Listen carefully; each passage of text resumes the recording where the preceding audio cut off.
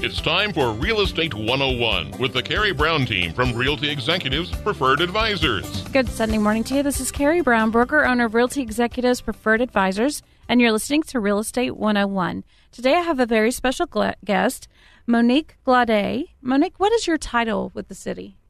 Greetings, Carrie. My title is Division Director of Community Engagement with the Department of Neighborhood Relations for the city of Topeka. And so you guys are the ones behind the neighborhood, next door. Yes. So actually, the Department of Neighborhood Relations is a pretty large gamut that we cover. We have the Division of Housing, we have the Division of Community Engagement, and we also have the Division of Property Maintenance. The Division of Community Engagement has the wonderful opportunity to work with all neighborhoods throughout the city of Topeka. We have identified 92 by their subdivisions. And what we are doing, what's so great about the Division of Community Engagement, that's only 2.5 years old, is that in the past, the city really had more of a relationship with the neighborhood improvement associations, which there are 21 of them, due to the HUD funding that we receive. However, City Manager Jim Colson in the December of 2014 decided that it was vitally important to work with all neighborhoods. So he reorganized the department. My position was birthed, and therefore we were able to work with all neighborhoods. So now we have a very good relationship with about 42 of the neighborhoods. We're looking forward to having a relationship with all 92 to be able to help neighborhoods in their own unique and customized way for what that neighborhood particularly needs. So what would be the steps for the ones that aren't already in place to help facilitate that? Wonderful question. They are more than welcome to go to our website, www.topeka.org, and go to the Department of Neighborhood Relations and click on the tab for Department of Community Engagement. And we have information of how to start a neighborhood organization. They're more than welcome to give me a call, and they can come in and meet with myself and or my staff, and we'd more than welcome to help them and to provide them with some tools so they can become organized. So now that you mentioned that, how would they get a hold of you? Sure. They could definitely call me at 368-4470, or they could email me at mglaude@topeka.org. So the Nextdoor platform, let's just go in a little bit and talk about what that is for. Sure. So the best way that I could describe Nextdoor, Carrie, is that Nextdoor to me is like Facebook. It's the Facebook of neighborhoods. Nextdoor is a phenomenal program, but I want to make sure that all of our listeners understand that the city doesn't run Nextdoor. We're just an administrator Nextdoor. The only thing we can do is drop information in for our community. We can't see inside the neighborhoods. We can't see the dialogue that's taking place. We can only drop information into Nextdoor. But Nextdoor allows a neighborhood to get to know their neighbors. It allows neighborhoods to know what's going on with, I believe, 4 neighborhoods in their vicinity. So people utilize it for something as simple as they've lost their dog, or they're having a bake sale or garage sale, or there might be a suspicious vehicle in the area and they want everyone to keep everyone alert. So it's a wonderful way to bring the old into today, of where people used to sit on their porch and can tell you everything that's going on. Not as many people do that anymore, but Nextdoor provides the opportunity for people to have that communication tool to share information amongst neighbors. It has been wonderful. Maybe you're looking for a plumber, and who knows of a good local plumber that could be helpful that they've utilized. And so people have used it for great means. Our City of Topeka Police Department has really been great about being able to place information to the neighborhood of people, to look out for a particular vehicle or for a suspect, as well as our street department, our public works department, utilizes Nextdoor to share information about street closures or maybe a water main break. So it's a wonderful tool for us to be able to communicate. I believe when I looked at it yesterday, I believe we have 15,000 people that are involved. We definitely would like our entire population to be able to utilize it, but we are grateful that on a monthly basis, more and more people are signing up on Nextdoor. I know my community has it, and I always know if there's a dog on the loose or a cat that's been missing. And we, learned early on, because Barryton was one of the first that I think was hit with a suspicious van trying to get children into the car. Oh, gosh. So I think it's a very useful thing, and it notifies you on your phone if you set it up correctly, so you always know what's going on. Absolutely. So let's talk about Coffee on Your Corner. Coffee on your corner, absolutely. So Coffee on your corner is a phenomenal concept. It is an informational session during normal business hours that allows the City of Topeka to be able to be responsive of our residents' potential questions, and it also provides us a wonderful opportunity to educate our community on various programs or initiatives that the city has taking place. And actually this year I began to allow other agencies and organizations in the city to come in to educate our neighbors as well. This isn't a new concept. This is a concept that I had great dialogue with my counterpart in New Orleans to have a conversation in regards to how did they, after Hurricane Katrina, get back in touch with the neighbors, to let them know what's going on, what the city offered, to hear their concerns. And so we had a very in-depth conversation in regards to it. I took their concept with definitely with approval and customized it to Topeka, and also listened to our neighbors who said, listen, you guys have great meetings in the evening. I'm not interested in an evening meeting, or I can't get there because of my schedule. Why don't you do it in the daytime? And so it's a wonderful thing we do once a month. It's always on the third Wednesday from 10 to 11 o'clock. And the phenomenal thing about it is that our local restaurants have allowed us to come and hold it there. So that's why it's called Coffee in Your Corner, because we go into various neighborhoods. We'll go to a restaurant. We're there from 10 to 11 o'clock. We definitely ask our neighbors to please, have breakfast there, or have a cup of coffee, buy a donut while you're listening. And then we come in and we promise you that for 1 hour, no more than that, we will share information with you about a particular topic. So do they know the topic going in, or is it just an informative and they know each week or once a month to come? Sure, that's a wonderful question. So we actually have an infographic that's available on our website, and it tells you 3 months out exactly what the topic is. And we've had some wonderful topics. We've talked about the City of Topeka budget, the pedestrian plan, property maintenance. Both our fire and police departments have come along. Zoo to You has come. Our capital improvement plan has been talked about. See-Click Fix. And then it's been wonderful to have the Topeka Shawnee County Public Library came to talk about all of their programming. We had Shawnee County Waste and Keep America Beautiful come and talk about their programming as well. And going into 18, we definitely will have more of our community partners coming and sharing information. And we have between 5 neighbors to 75 neighbors. It's usually topic driven. Never know until people show up. But if we can educate one more neighbor in regards to programs or services available, I count it definitely a success. So what is your website? Sure, www.topeka.org. And they can go there and click on departments and then go to the tab of Neighborhood Relations, and then they'll see my tab of community engagement there on the left side. Okay, so Neighborhood Leaders Roundtable. Tell us more about that. Sure. So the Neighborhood Leaders Roundtable, one thing that we found out is that when the department was reorganized, we knew who a few of our leaders were, but we didn't know who all of our neighborhood leaders were. So we did an all call to ask, if you are a leader of your neighborhood, we need you to come to the table. One of the things the neighborhood leaders told us is that we feel as if you tell us things and share things with us, but you've never invited us to the table. And so what better way to do it than to have Neighborhood Leaders Roundtable? We have it every quarter, and it is held on a Saturday. First, it started out to being from 9 to 11 o'clock. And again, we talk about programming, or if we were thinking of something of the city, or if there's an issue that we needed to address, we brought those neighborhood leaders together to say, this is the issue or the concern, and this is how we're thinking of, this is what we think the solution should be. What are your thoughts? Or that we've heard there's some issues going on in the neighborhoods, or we heard there's a concern, or what are your concerns? And allow these leaders to come, 1, be educated on programs and initiatives, and 2, to be able to listen, and 3, to be able to have a voice. So when we first started, we had 72 neighborhood leaders show up. It was absolutely phenomenal. Many of them had no idea, never met the other. You saw phone numbers and email addresses being exchanged. It was great dialogue. So now on an average, we probably have at least 40 or 50 that show up. It's by invitation only. And we really are providing the leaders the opportunity to obtain information and really asking them to take it back to their respective neighborhoods and to share that information. So it's been very, very successful. We have it every year, every quarter, except for in April, and that's because we have an annual event called the Neighborhood Resource Expo in lieu of the Leadership Roundtable during that month. So you also have a Neighborhood Resource Fair, which is an annual event. When will that be coming up? So we always have the Neighborhood Resource Expo in April. The date is just dependent upon everyone's calendar, but we have begun to, actually this year, we started a partnership with the Shawnee County Parks and Recreation, and we have it at Big Gauge, and it's a phenomenal event that allows, this year we had 50 different social service agencies and organizations throughout the community to come, and all they're doing is giving information and dialoguing with our neighbors. We have it from 9 to noon. There are usually some door prizes available, but the information that they're able to gain is absolutely priceless. This year, the zoo was very gracious and allowed everyone that participated during the expo to have free entry into the zoo. So we had hundreds of people come out. It was very successful.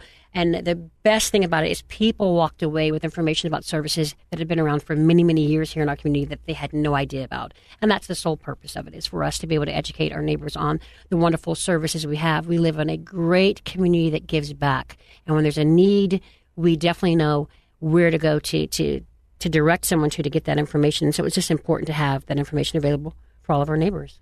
Absolutely. I know I've certainly learned a lot just by doing this show, and I'm actually helping with a High Crest community renovation. So hopefully that starts to take off soon. Yes. There's a lot of information, and I don't think really people understand that they can get help. Absolutely. Because even with sending out letters and trying to make phone calls, people are so skeptical, and unfortunately the world has made them that way. Yes. And so they don't understand that it's really there to help them and to be a way of making life better. So it's unfortunate, but the only way to make that better is to get the word out. I definitely agree with you.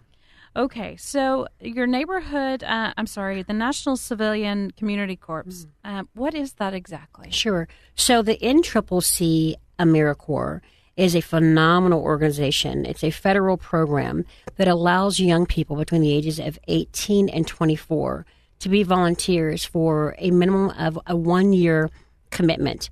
These young people are able to earn time through their volunteerism. They're able to earn either money to apply for future college and or to pay off student loans.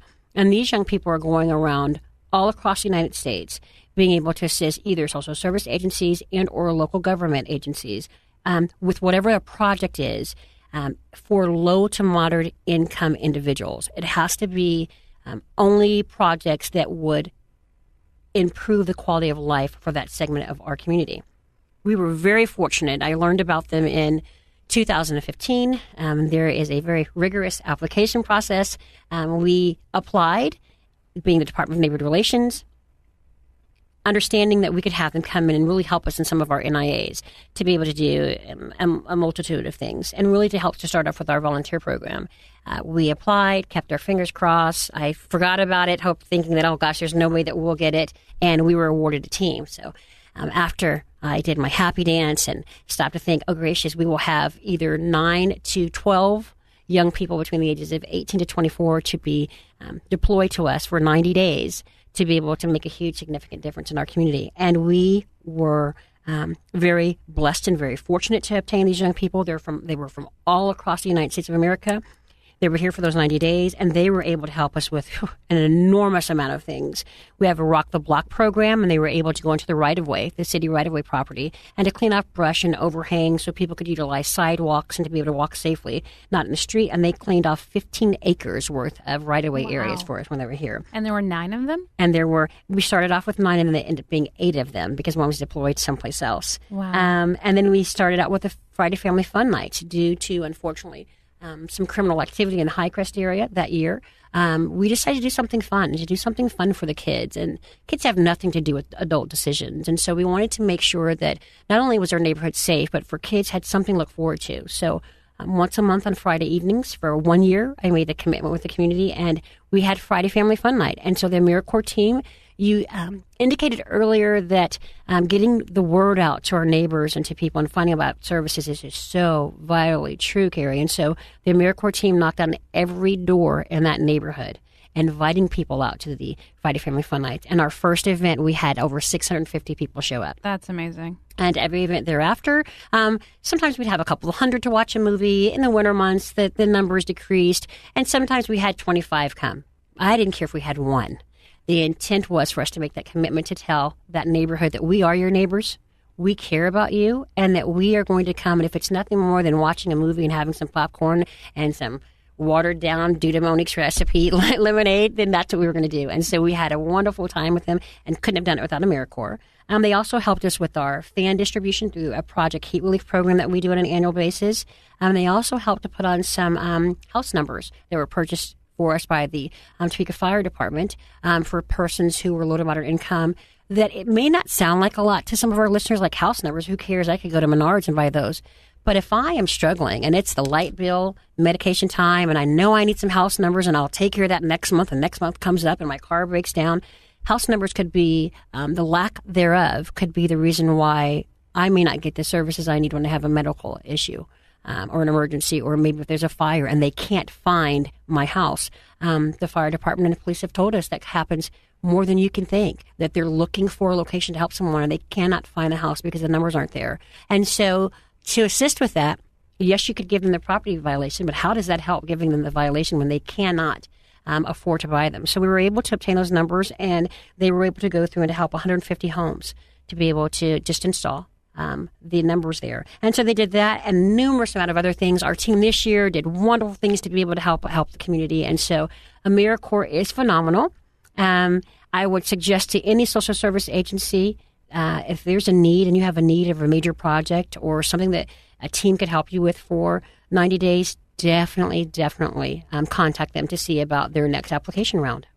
So here for a second, we're going to take a quick break and listen to the words from our sponsors. Southwest Topeka has a good neighbor. State Farm agent Jim Garrison, now at 29th and Urish. If your current insurance situation has you going around in circles, get off the roundabout and stop in and meet Jim and his wonderfully efficient staff. Let Jim Garrison give you a quote and make the Garrison comparison. He's confident that with State Farm's competitive rates, the right coverage, and his unmatched service, you'll want to make him your new insurance agent. Like a good neighbor, State Farm is there, and Jim Garrison is there for you, northeast of the roundabout at 29th and Urish.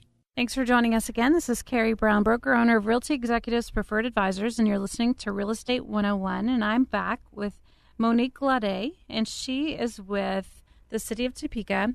And tell them again your title and how to get a hold of you. Absolutely, Harry. Division Director of Community Engagement.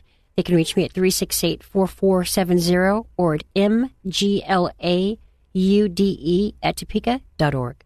And your website and how to find you. Absolutely. www.topeka.org. Please click on Departments, then Neighborhood Relations, and then there's a tab on your left that says Community Engagement. So before the break, we were talking about all the great things that you guys are doing to bring people together and to get involvement. And one of those sections that you guys are really needing help with is the vital need for volunteerism in Topeka. How should they get involved? What are the steps? Absolutely. Volunteerism is a huge component of dealing with the almost daily phone calls that I get from desperate people. And who are we speaking of? One thing I want our listeners to remember is that a large portion of the home inventory here in Topeka is old. And with that, that's why we have a lot of property owners that have property maintenance violations. And I'll give you an example. We have an innate amount of homes that have paint violations. And so our listeners are saying, okay, then paint your house. You should have budgeted that, to think that every 5 or 10 years you need to check it or paint it or do a touch-up or a full-blown painting. And that sounds great for those of us that have budgeted for that and that have the means for it.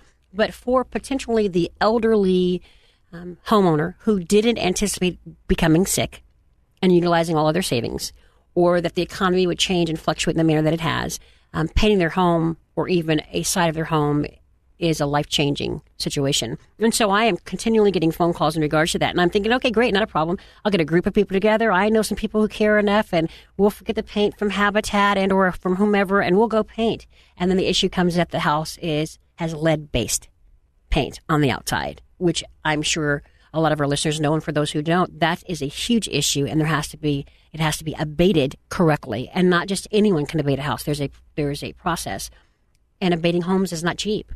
So I right now have a list of 4 homes of persons that are either elderly, definitely low income, or disabled. They're homeowners, and we cannot have their home abated because I don't have the funds.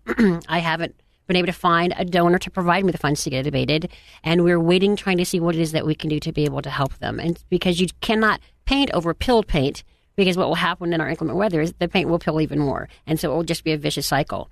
So that's just one example. Another example of volunteerism is we may need someone to come out. I got a phone call that we had an elderly neighbor who the house next door is abandoned, and the limbs from the property next door have broken off because they haven't been maintained. They have fallen over into her property. She's 89, uses a walker, and was in tears because she didn't know what to do. She pays someone little guy down the street to cut the grass for her, but he wasn't big enough to pick the limbs up and to move them, and she just didn't know what to do. And so I got a phone call of Monique, what can we do? And I thought, I don't know. I don't know who I could call to go do that. And then I made a phone call or two and had someone make them disappear. But there's a large gamut of volunteerism that's needed. But we really do need it. We vet the projects and the homeowners. It can't just be anyone that calls up to say that we need it. But what we really need is we really need those that have either a specialty that are willing to be able to say, I'll be more than happy to volunteer 10 hours a month, 5 hours a month. Or if it's a group that says there's a group of 20 of us and we can give you 4 hours. We always hear of needs, and there's always the opportunity. People can volunteer at some of our major events if they'd like to. So if anyone is even thinking of volunteering one time on a continual basis, I would just ask that they please get in contact with me, and I definitely can make sure to make that happen. So you guys have an upcoming event October 14th, and it's called E-Cycle Event. What is that exactly? So in 2015, the city of Topeka partnered with Shawnee County, and we realized that a lot of our electronics that our neighbors have are going into the landfill, which is an issue. And we were able to do a partnership and to have what we call our E-Cycle event. We started off thinking of having it annually. We did it on September the 26th in 2015. Everyone was saying if 100 people come, this will be great. And 650 people showed up. And we were able to recycle 90,000 pounds of materials. We did it again in 2016, and we recycled 75,000. We did it this April in the rain. It rained the entire time. I thought, oh my gracious, the entire Miracle team is going to have pneumonia. They'll never give me another team again. What am I going to do? Not one person was sick, and we recycled in the rain 61,000 pounds.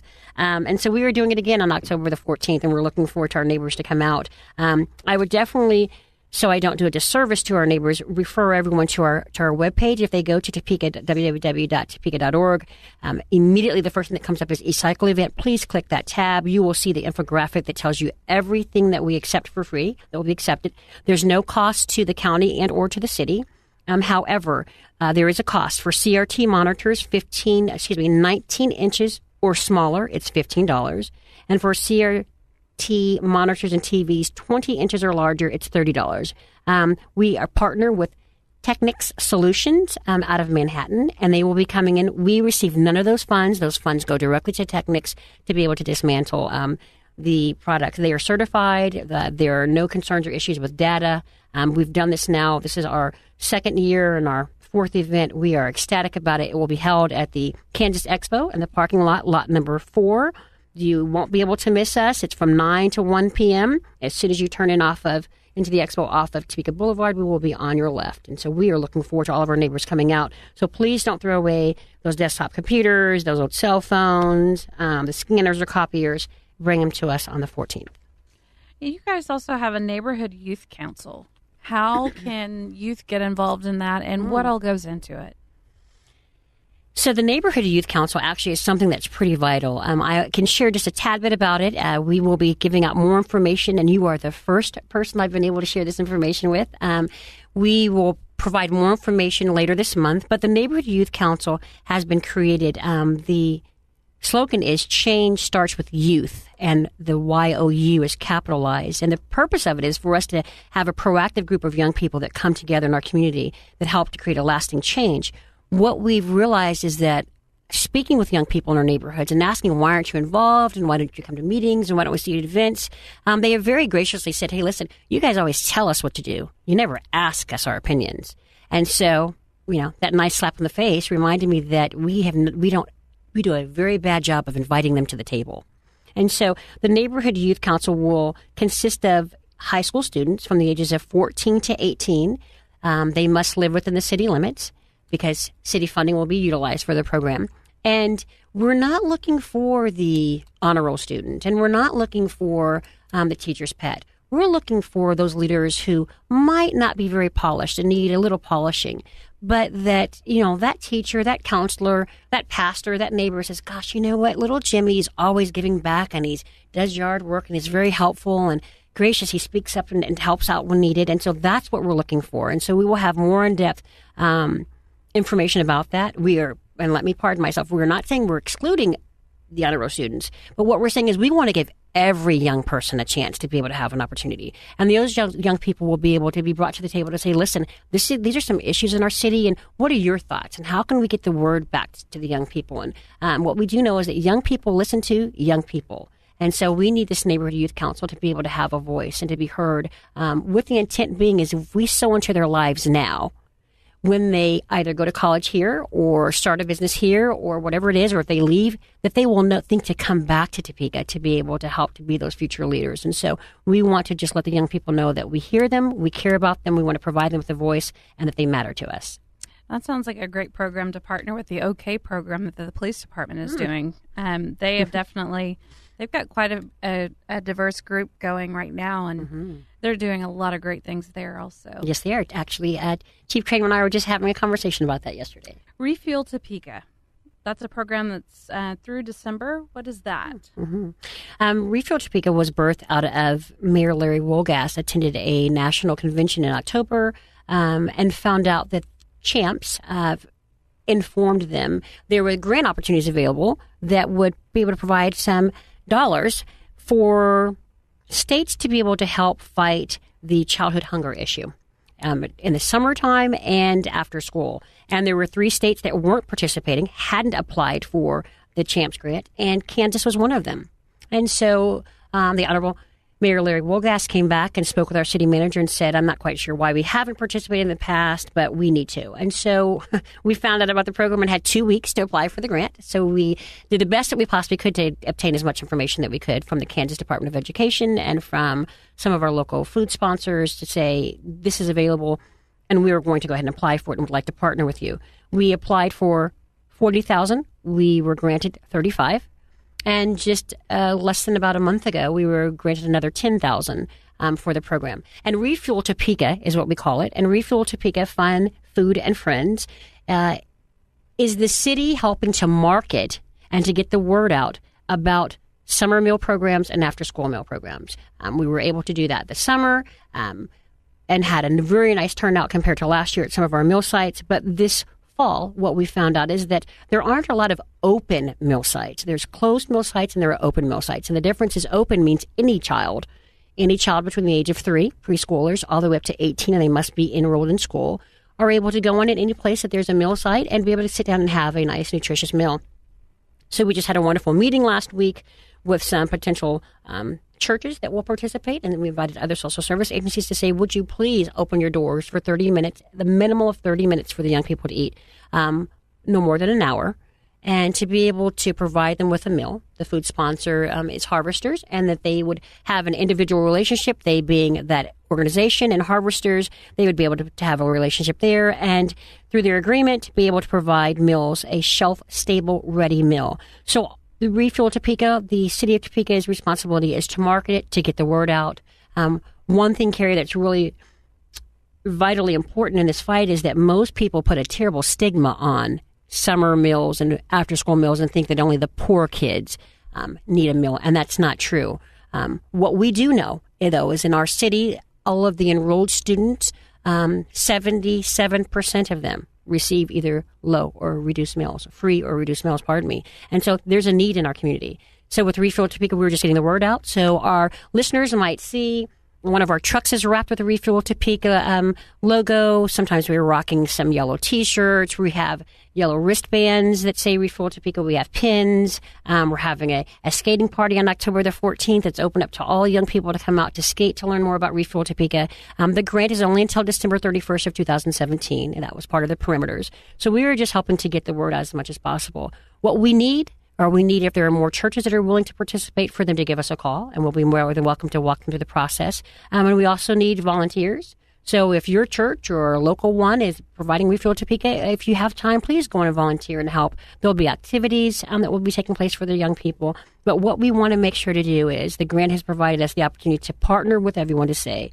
our children are in need, and they are all our children, and we need to help however possible. So the city of Topeka is absolutely very fortunate to be able to participate. So one more time, tell them how to get a hold of you. Sure. 368-4470 or mglaude@topeka.org. And if you're looking to buy or sell, please give us a call at 785-213-5188. Be sure and check out our website, www.nekansashomes.com. Thanks for joining us for Real Estate 101. Thank you for listening to Real Estate 101 with the Carrie Brown team from Realty Executives Preferred Advisors. Tune in again next Sunday at 11 o'clock for Real Estate 101.